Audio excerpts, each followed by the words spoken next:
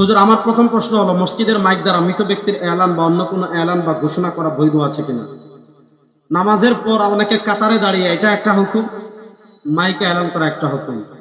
Mic যদি ওয়াকফ করা হয়, ওয়াকফ করা, তাহলে ওয়াকফকৃত মাইকে আপনি এলান করতে পারবেন না। আর ওয়াকফ করা না হয়, আপনারা কিনে লাগিয়েছেন, তাহলে সিদ্ধান্ত হলে এটা মসজিদের বাইরে থেকে আপনি এলান করতে পারবেন। আমার দ্বিতীয় প্রশ্ন হচ্ছে, বর্তমান সময় যারা সুন্নি দাবিদার তারা দেওবন্দীদের কাফের বলে, আবার দেওবন্দীরা বলে তাদের আকীদা ঠিক নেই। আবার উভয় নিজেদেরকে হক এবং আহলে সুন্নাহর অনুসারী হিসাবে দাবিদার। দুই দল দুই রকম আকীদা নিয়ে নিজেকে হক মনে করতে পারে। মূলত কোন দল হক, আমরা কোন দলে থাকবো, এটা তো এতক্ষণ আলোচনা করলামই।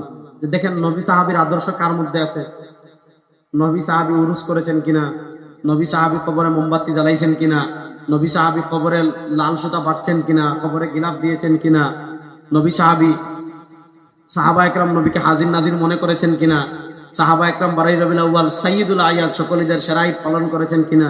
কিন্তু আমি তো মূলনীতি দিয়ে দিয়েছি, এই মূলনীতিতে যাচাই করলে আপনি পাবেন। আর দেওবন্দীদেরকে তারা কাফের মানলেই কি আর না মানলে কি, তাদের ফতোয়ায় কি আমরা উঠি বসি? এই সমস্ত মাদার পূজারীরা যেগুলো আমাদেরকে কাফের বলে, শুদ্ধ করে কিতাব একটা খুলে দিলে পূর্ব পশ্চিম বলতে পারবে না। দেখেন না তাদের বড় বড় শায়েখ, দেখেন রেজাউল করিম আবরারের সাথে রেজাউল করিম আবরার ছোট মাঠের খেলোয়াড় না, বুঝছেন, বহুত বড় মাঠে খেলে আসছে, বুঝছেন। সবাইকেই দেখেন খেলাগুলা ইউটিউবে ফেসবুকে সার্চ দিলেই পাবেন। দেখেন পানি খাওয়ার টাইম দেই নাই, আলহামদুলিল্লাহ। ওখানে কেউ পানি খাওয়ার টাইম পাবেও না ইনশাআল্লাহ। একজন সাহাবী 8 পড়েন, কিছু বলেছেন 38, আর অধিকাংশ বলেছেন কি 20। এই জন্য রমাদান এগুলো নিয়ে মারামারি করবেন না। আপনি হয় 38 পড়েন, না হয় 20 পড়েন, আপনার না পড়লেও আমার যায় না, কিছু আসে না। আজকে আমার আলোচনার মূল কথা হলো, রাসূলুল্লাহ সাল্লাল্লাহু আলাইহি ওয়াসাল্লামের আমল জানতে হলে মাধ্যম কারা? আর সব কথার শেষ কথা, জান্নাতি দলের প্রতীক কয়টা? নবী সাহাবী। এবার আপনি রাজনীতির নামে যাকে নেতা মানছেন, দেখেন তার ভিতর নবী সাহাবীর আদর্শ আছে কিনা। আপনি যাকে নেত্রী মানছেন, দেখেন তার মাঝে নবী সাহাবীর আদর্শ আছে কিনা।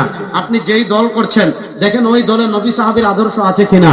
আপনি যাকে ফলো করছেন, আপনি যাকে সেলিব্রিটি মানছেন, দেখেন তার ভিতর নবী সাহাবীর আদর্শ আছে কিনা। যদি নবী সাহাবীর আদর্শ থাকে, কোনো সমস্যা নাই, আপনি তার কাছে যান। কিন্তু তার ভিতর যদি নবী সাহাবীর আদর্শ না থাকে, বুঝবেন তার চেয়ে বড় দাজ্জাল, তার চেয়ে বড় শয়তান আল্লাহর জমিনে আর কেউ নাই। আল্লাহ তাআলা জীবনের সব ক্ষেত্রে আমাদেরকে নবী এবং সাহাবীকে অনুসরণ করার তৌফিক দান করেন। আল্লাহ তাআলা মৃত্যু পর্যন্ত আমাদের সবাইকে আহলুস সুন্নাহ ওয়াল জামাতের পরিপূর্ণ অনুসরণ করার তৌফিক দান করেন।